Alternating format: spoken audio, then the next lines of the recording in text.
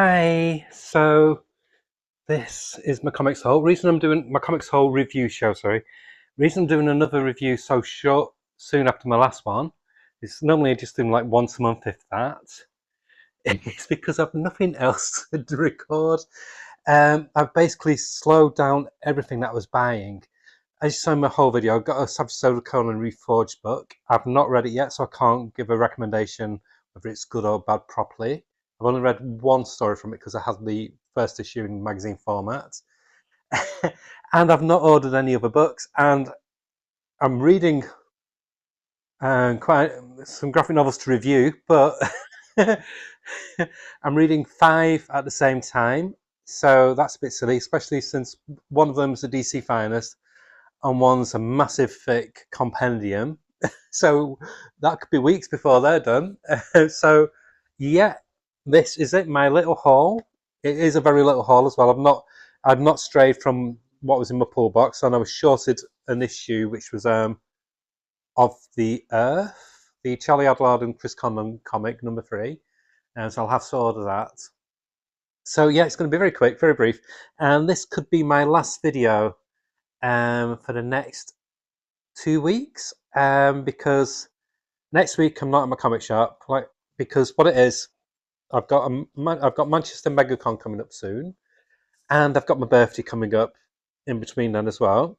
So as I've mentioned before, like I said, you don't need to do this. One person has done, and they did it last year, and they're really cool for doing it. They're on my Discord as well, so a really cool person.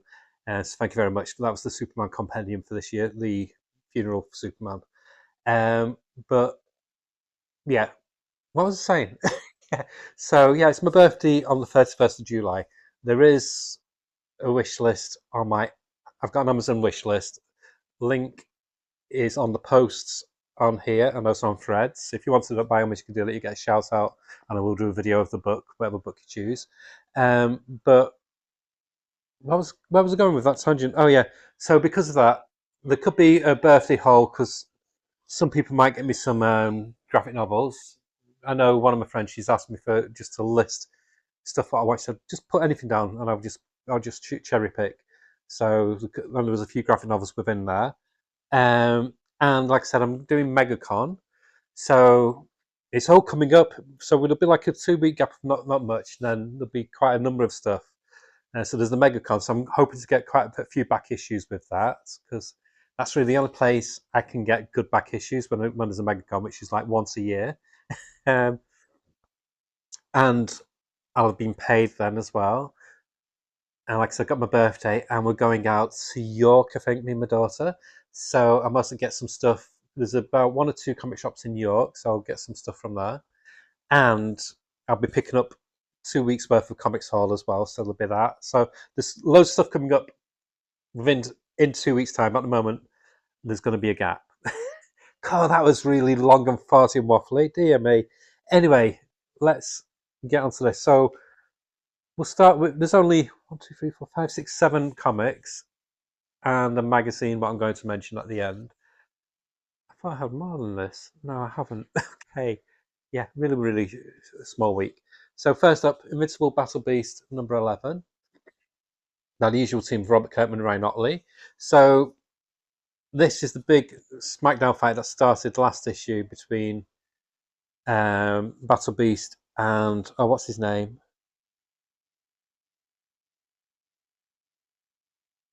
That guy anyway from Invincible. Don't get old, you forget things. And I've read loads of Invincible. I'm on book number 15 at the moment. So yeah, so it's a big SmackDown slug out violent fight. It's fun. This I find more enjoyable than Lobo. I stopped Lobo at number 2 because it was just it did too much on the silly for my liking. I like silly with brains, if that makes sense. Like I loved Ambush Bug because Keith Giffen's humor. I got Giffen's humor. I like Grant Morrison's humor in comics, and I like the humor and violence in this as well. It's not got stale yet. Next issue will be issue 12, which is the final part of this story. And then, like with the last one where he did 6 issues, then there'll be a hiatus of about 3 or 4 months. then they'll start with the next block of stories, which is I'm all for that. James Tynion does that with World Tree. So this was fun.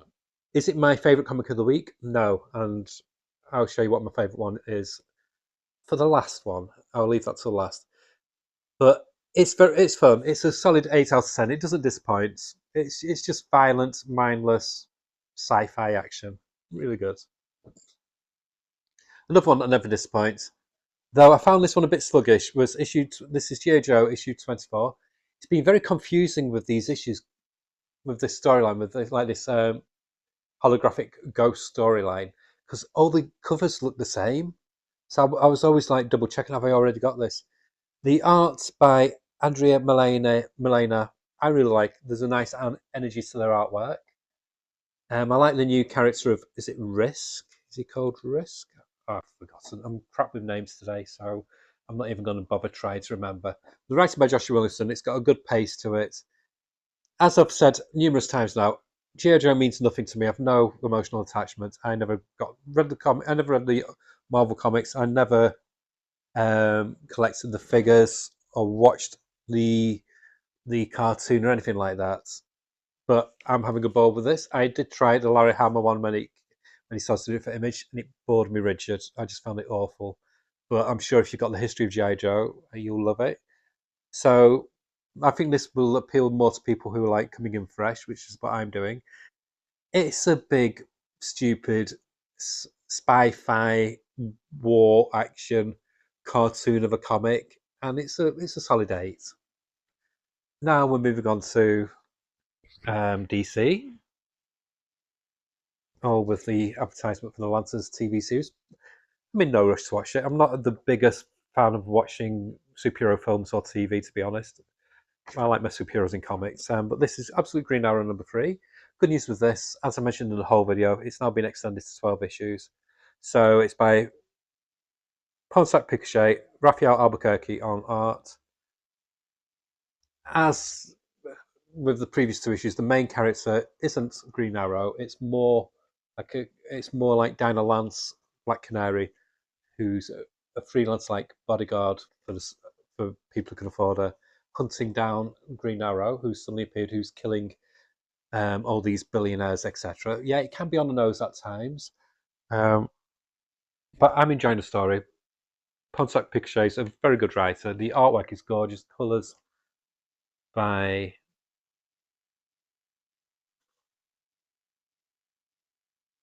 for fuck's sake. Modern comics are crap. I used to love old comics when you had all the credits on the second page. Marcelo Maiolo. But yeah, the art's great. There's a great appearance of another DC character, the DC Gotham character. It's still not been revealed who the Green Arrow is. Surely it can't be Ollie because he's dead. Who knows? Um, so they're basically going through the list of suspects, and more people are being killed. Yeah, the pace is good. I'm enjoying it. 8 out of 10. Probably rips it then. And then we have another one that I've been singing the praises of, End of Life. That cover is amazing.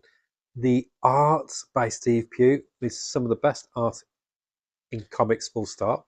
He's just so leagues ahead of so many people. I know like people are gushing over things like the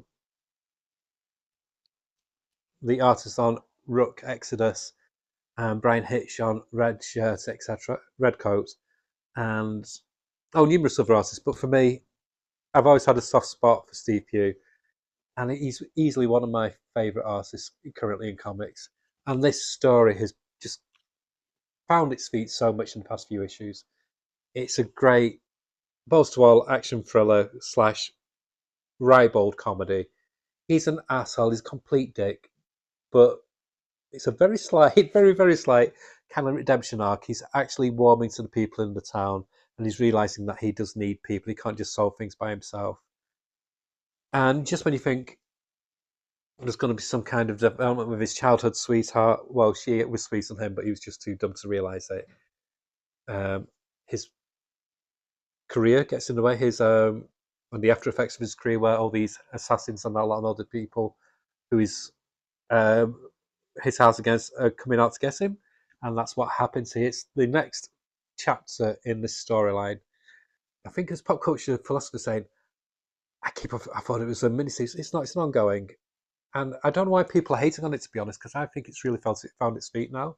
I think people aren't giving it a chance after the first 2 issues. Honestly, more fool you. But there's a character in this, and he looks very much like Charlie Kirk, and I don't know if that's intentional. He's a dick, so it could be. But yeah, I love this series. It's an easy 9 out of 10. And then we have Nightwing, wonderful cover by the new ongoing scene. Well, Don Watts has been writing for a while, but the new ongoing artist Dennis Cohen has been in it for about what 4, 5 issues now. Wonderful. He's so suited to this.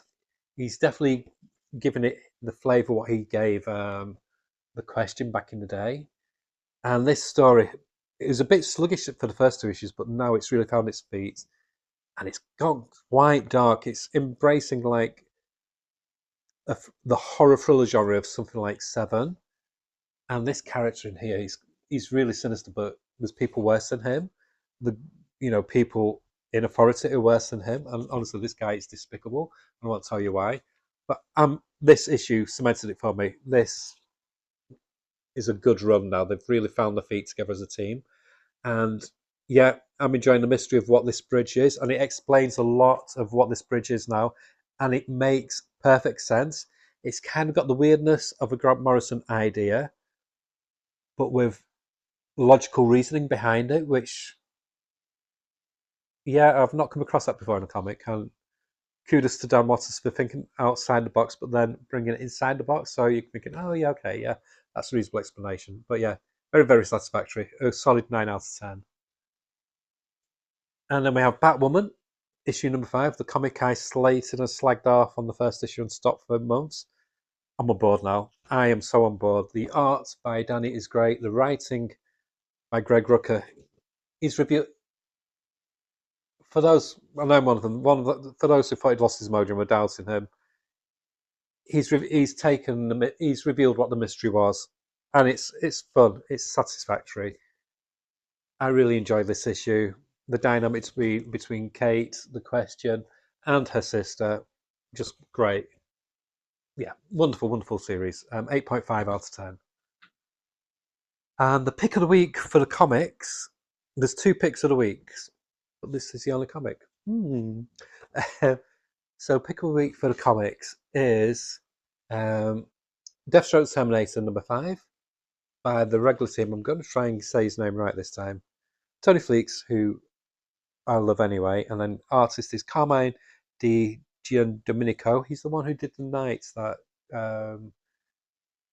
was it 11-issue series by Chip Zdarsky, like the Wilderness Years of Batman, when he's trained to be Batman. But the arts and the colours by Ivan Placencia, it's just gorgeous. It's got the nicest artwork of a colourist and artist working in tandem I've seen in a long time, even more so than, say, the Absolute Batman's creative team. Absolutely great. And the storyline is a hard-edged thriller. And it's interesting because Deathstroke's not the biggest badass. There's somebody even more badass than him. And I don't want to reveal it. It's pretty obvious from the cover, and if you know Deathstroke, like, I'm a big Deathstroke fan. Yeah, he's despicable. Yeah, he's dodgy. But I'm having so much fun with this. And the reveal was great. The dialogue is fantastic. It's brutal, which is what you need with a Deathstroke comic. It's everything I want in a Deathstroke comic. Everything I want in like a superpowered mercenary thriller comic. And for that reason, this gets my pick of the week and it gets a perfect 10. So do yourself a favour. It's only 5 issues deep. Invest in Deathstroke. But that's not the only thing I highly recommend. I love comics journalism. I soak it up. For YouTube, I watch things like Matt's, that one with 40s, Sketched, Ink Pulp, loads of other stuff, Comic Pop, not Comic Pop, forget it, I don't care. But look, anything that does like deep dives on the history of comics, casually comics as well. And I used to get Comics Journal, but then it got very pretentious. I can be pretentious to a point, but then doing comics journalism just for the sake of pretentiousness, where you turn your nose up at regular comics, it doesn't do anything for me. They didn't used to be as bad as that, but they've got to a point now where unless you're like a comic academic, um, it's not an enjoyable read. It used to be Comics Interview, which was great, which just died to death now. So recently, we've had Comics, the magazine, coming out, which I thought, oh, this is going to be fantastic. It's shit. I'm sorry, but it is. Okay, it's $2.99, but there's no excuse for making it half of it just adverts. The other part, like snippets of previews of comics, what you can see in the comics that they're like in DC or whatever anyway, and the rest is just fluff. Maybe one interview, but it's only like 1 page long, and the print's really big. It's just a work. It's an advertisement basically. It's got all the worst elements of Wizard, what I never liked, and I never enjoyed Wizard. It wasn't for me. I want meaty comics where it, well, it's less concentration, just showing the pictures, and it's more concentration giving the writing and the solid interview. And the only company that seems to be doing that nowadays, without the pretension, like I said, of Fantagraphics with Comics Journal, is Twomorrows. They do the Jack Kirby Collector.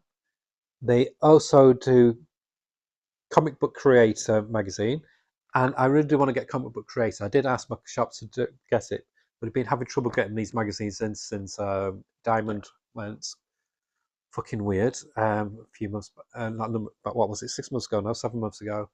In the UK, it's been hard trying to get these in. I know Geeko Hog gets it with his comic shop, but my shop's now finally getting them in. So I've been able to get this on a starting with last month's on a permanent basis now. So this is back issue magazine. This is one that delves into, like, say for example, with this one, this focuses on anything connected with dragons. So you have the dragon from Bone, Lockheed, Savage Dragon, anything with dragons, Misty Knight, etc. The Daughters of the Dragon, and so you get these really fun, deep interviews about the creations of different things. So you have the deep interview about Bone, about Savage Dragon, etc., and the process of creating the characters. And they've now done the first annual for back issue. It's $12.99. It's, yeah, that's priced, but there's 100 pages, and this focuses on, it's just Neil Adams. So you get all his sketch ideas, his artwork from the 60s through to just before his death, and lots and lots of writing, because that's what you want. I don't want to just see pretty pictures. Yeah, pretty pictures are great, but I also want to see the interview and finding out his ideas behind the artwork, what he did, and the process of formation, the formation of his ideas, getting it from his brain to the page. And this basically cherry picks all the best interviews they've had with Neil Adams from from when Back Issue magazine started. It's very in depth. It's 100 pages. For me, this is my buy of the week. This gets another 10 out of 10. If you want to educate yourself on comics, you can't go wrong with Twomorrows. Like I said, they do comic book creators which focuses on just one specific artist or writer. Like in a few months' time, there's going to be a Gene Colan one, which I really want to get because Gene Colan is like one of my all-time favourites. And then you have, like I said, the Jack Kirby one, which focuses, it's just pure Jack Kirby and find rare artwork of Jack Kirby. But for me, this is the good one for like having a nice mix of things what have an umbrella theme running through it, but it goes off in tangents. Like I said, with that one, it covered different aspects of the word dragon. Obviously, this one's different because it just focuses on Neil Adams because they've cherry picked all because it's a special annual. But you get so much, even though it's coming across at like $10.95 for the standard one or $12.95 for the annual, you get a lot of writing for your money. And it's something that you can just dip into, when you want to just find out a bit more, you want to have a little intermission from reading your comics. This is the perfect magazine. And yeah, it's a perfect 10 for comics journalism. We need more like this. It's just a shame that there's not much else out there nowadays, but I'm very happy that this still exists. So this is like a public announcement. support these type of magazines, because if you don't, this is going to go by the way of the wayside, and we're just going to end up with YouTube. There's some, like I said, some really reputable comics journalism on YouTube. Best one for me is Sketched, which is Sketcd or something weird like that. He does the best deep dive interviews, and Casual Comics is really good. But with the problem with YouTube, you can get some where the facts are incorrect, and it's not journalism; it's just emotional thought bubbles, or trying to bring around agenda onto it. So yeah, support stuff like this, because once it's gone, and we could lose the whole history of comics. So yeah, okay, bit of a weird way to end the video. Hope you enjoyed that. Like I said, so there's going to be a hiatus now for a week or two, and then you could be bombarded with quite a few big videos, because I'll be buying again. Okay, bye.